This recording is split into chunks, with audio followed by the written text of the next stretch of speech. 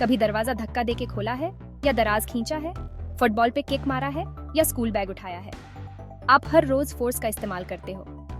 Force की वजह से हम अपने आसपास की दुनिया के साथ इंटरैक्ट कर पाते हैं। ये फिजिक्स का एक बेसिक कॉन्सेप्ट है और हम हर समय इसका इफेक्ट देखते हैं। एक टग ऑफ वॉर गेम के बारे में सोचो। दोनों टीमें रस्सी को खींच रही होती हैं। हर टीम ऑपोजिट डायरेक्शंस में फोर्स लगा रही होती है। जो टीम ज्यादा फोर्स लगती है वो जीत जाती है।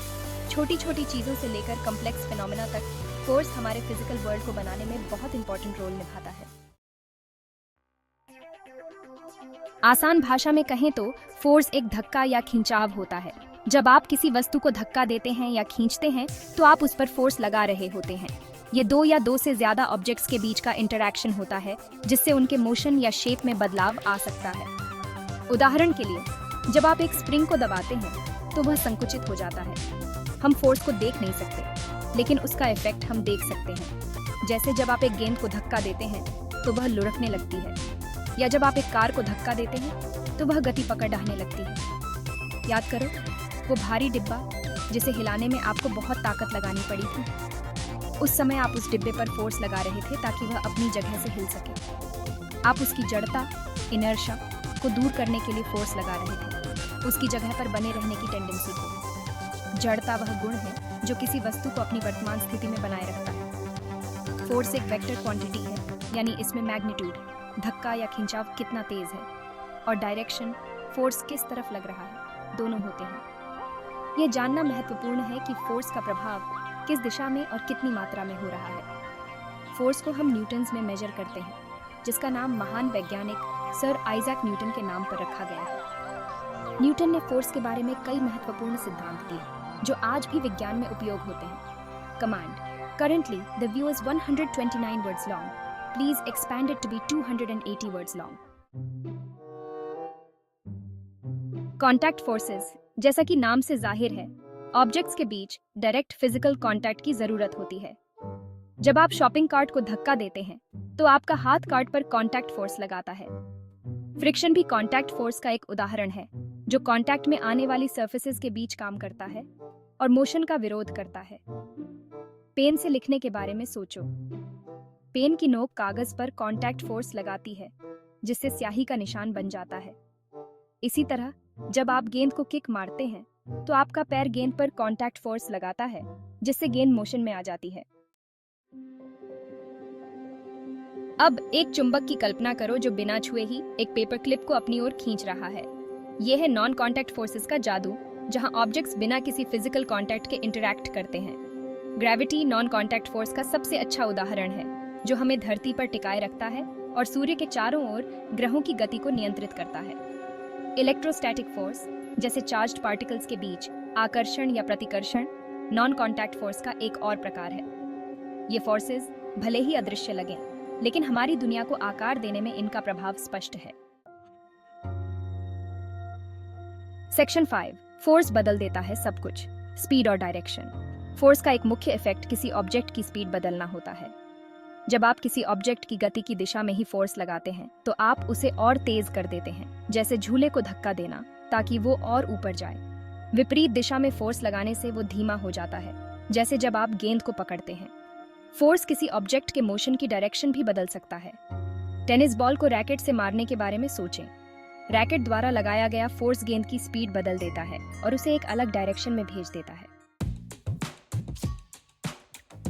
सेक्शन 6, फोर्स बदल देता है सब कुछ, शेप और फॉर्म। फोर्स का प्रभाव ऑब्जेक्ट्स के मोशन से कहीं अधिक होता है। यह उनके शेप और फॉर्म को भी बदल सकता है, जो फिजिक्स के अध्ययन में एक महत्वपूर्ण पहलू है।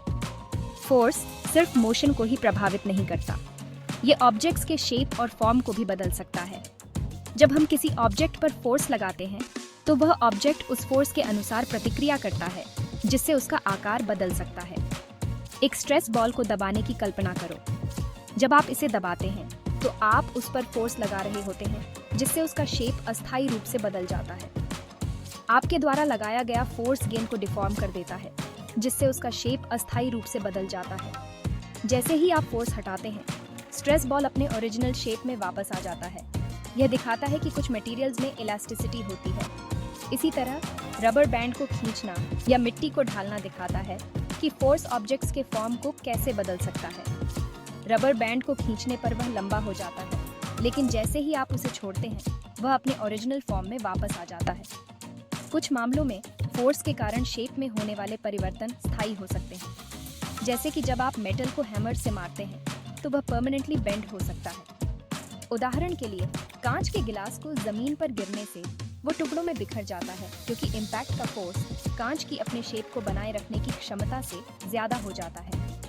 यह परमानेंट डिफॉर्मेशन का एक क्लासिक एग्जाम्पल है जो फोर्स के प्रभाव को दर्शाता है। Section 7, force in action sports और गेम्स। खेल की दुनिया फोर्स के सिद्धांतों को देखने के लिए एक शानदार जगह है।